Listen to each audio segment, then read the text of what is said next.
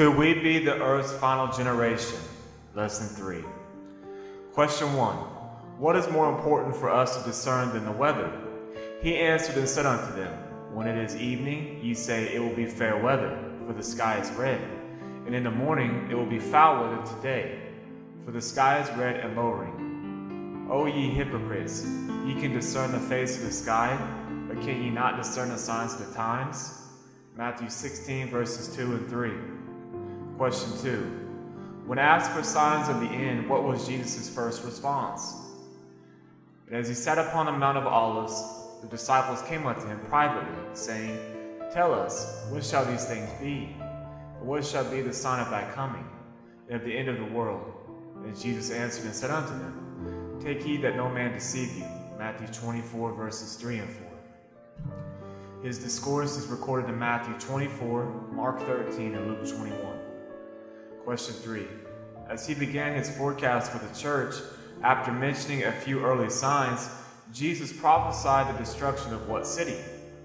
And when ye shall see Jerusalem compassed with armies, then know that the desolation thereof is nigh. Luke 21:20. In less than 40 years from the giving of that warning, Jerusalem fell to the armies of Rome. And just as he had predicted, not one stone of the magnificent temple was left upon another that was not thrown in. Question 4. What sign would let Christ's followers know that the desolation of the city was nigh? And when ye shall see Jerusalem compassed with armies, then know that the desolation thereof is nigh. Luke 21:20. In October AD 66, Cestius besieged Jerusalem. The Christians in the city recognized this as a sign given by Christ. When the Romans suddenly withdrew, the Christians fled, not one losing his life. Soon, Roman armies led by Titus returned. In AD 70, the city was destroyed. More than 1 million Jews perished. Question 5. What terrible experience will follow that event? For then shall be great tribulation, such as was not since the beginning of the world to this time. No, nor ever shall be. Matthew 24, verse 21. For the next nearly 250 years, the church suffered intense persecution from the Roman government. Christians were given to wild beasts or smeared with pitch and lashed to poles to serve as torches for the arena. 3 million were martyred for their faith in Christ. Then Constantine, realizing that Christianity could not be stamped out, staged a political conversion and proclaimed Christianity, well mingled with paganism, to be the official religion of the empire. But the long centuries of enforced religion that followed produced even more severe religious intolerance, which took the lives of more than 50 million people.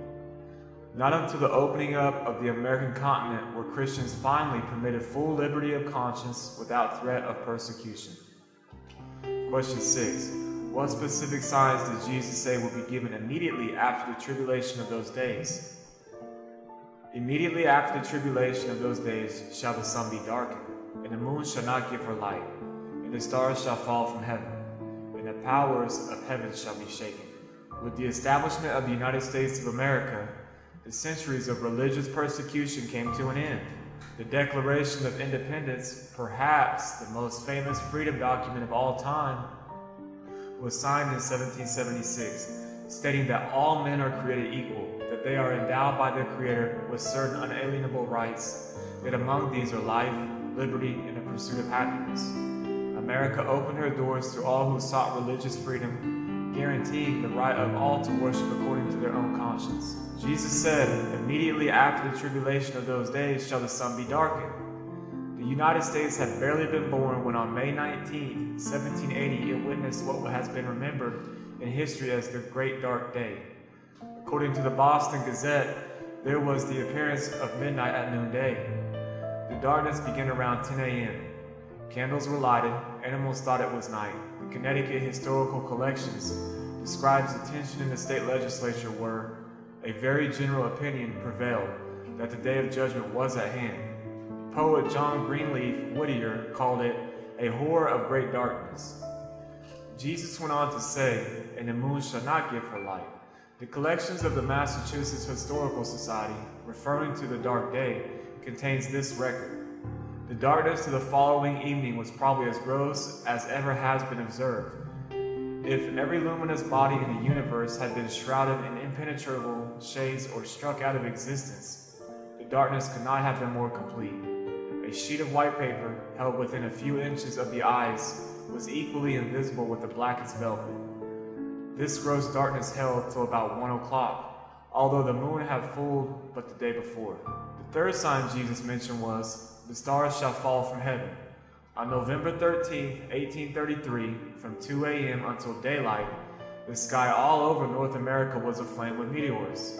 One observer remarked, "It seemed as if the whole starry heavens had congregated at one point near the zenith and were simultaneously shooting forth with the velocity of lightning to every part of the horizon, and yet they were not exhausted." Astronomer W.J. Fisher, in a telescope, called it the most magnificent meteor shower on record. Question 7. According to Revelation, what natural disaster would occur just before the signs in the sun, moon, and stars?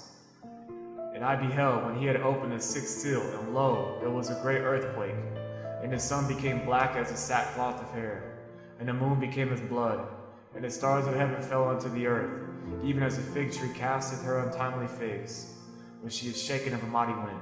Revelation 6, verses 12 and 13. One of the most extensively felt earthquakes ever recorded occurred November 1, 1755, extending over an area of at least 4 million square miles. It covered the greater part of Europe, Africa, and America. 70,000 people were killed. In Lisbon, Portugal, violent shaking lasted for at least 6 minutes, destroying most of the city. The sea rose 50 feet above its ordinary level. Encyclopedia Britannica called it the most famous of all earthquakes. G.A. Ivey, in About Earthquakes, referred to it as the greatest earthquake on record. Question 8. How did Jesus describe the anxiety and trouble that would exist on the earth after these signs? "And there shall be signs in the sun, and in the moon, and in the stars, and upon the earth distress of nations, with perplexity, the sea and the waves roaring." Luke 21, verse 25. Question 9. What effect would the dreadful outlook have upon people? "Men's hearts failing them for fear, and for looking after those things which are coming on the earth. For the powers of heaven shall be shaken." Luke 21, verse 26. According to prophecy, what reason will scoffers give for denying that the end would be soon? "Knowing this first, that there shall come in the last days scoffers, walking after their own lust." 2 Peter 3, verse 3. Question 11. In the end-time economic collapse, what will happen to money that has been saved up? "Go to now, ye rich men, weep and howl for your miseries that shall come upon you. Your riches are corrupted, and your garments are moth-eaten. Your gold and silver is cankered, and the rust of them shall be a witness against you. It shall eat your flesh as it were fire. Ye have heaped treasure together for the last days." James 5:13. "But the end of all things is at hand. Be ye therefore sober, and watch unto prayer." 1 Peter 4, verse 7. Question 12. When will this sudden destruction hit? "For when they shall say peace and safety, then sudden destruction cometh upon them, as travail upon a woman with child, and they shall not escape." 1 Thessalonians chapter 5, verse 3. Question 13. List some of the signs of moral deterioration that were predicted to occur in the last days. "For men shall be lovers of their own selves, covetous, boasters, proud, blasphemers, disobedient to parents, unthankful, unholy." 2 Timothy chapter 3, verse 2. Question 14. What will people love more than God? "Traitors, heady, high-minded, lovers of pleasures more than lovers of God." 2 Timothy chapter 3, verse 4. Question 15. What signs will be seen in the church? "Having a form of godliness, but denying the power thereof. From such turn away." 2 Timothy chapter 3, verse 5. Question 16. To what time of the last days compared? "And as it was in the days of Noah, so shall it be also in the days of the Son of Man." Luke 17, verse 26. Question 17.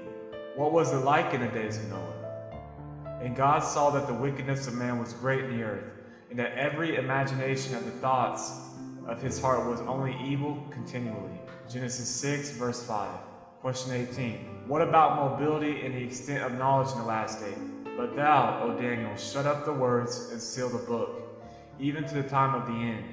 Many shall run to and fro, and knowledge shall be increased." Daniel 12, verse 4. Question 19. What did Jesus say we would know when we saw these signs? So likewise ye, when ye see these things come to pass, know ye that the kingdom of God is nigh at hand. Luke 21, verse 31. Question 20. When we see these signs, how near is the kingdom?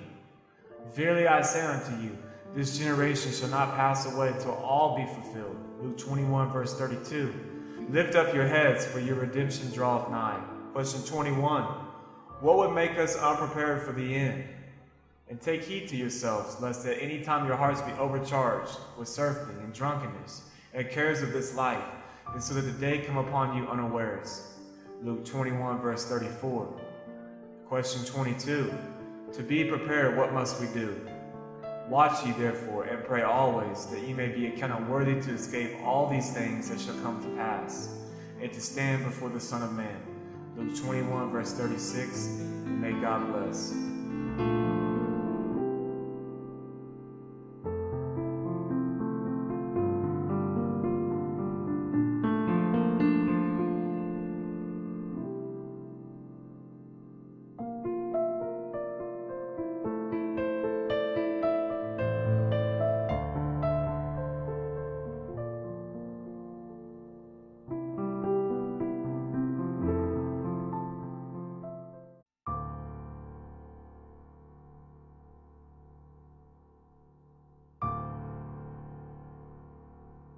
Could we be the earth's final generation?